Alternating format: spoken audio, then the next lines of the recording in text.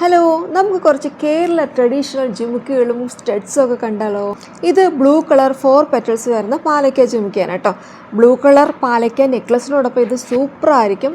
ഇതെല്ലാം ഗോൾഡ് പ്ലേറ്റഡാണ് കേട്ടോ, അതായത് ഹാൻഡ് മെയ്ഡ് ആണ്. ഇത് ഒരു പച്ച കളറിലുള്ള 4 പെറ്റൽസ് വരുന്ന ജിമുക്കയാണ്.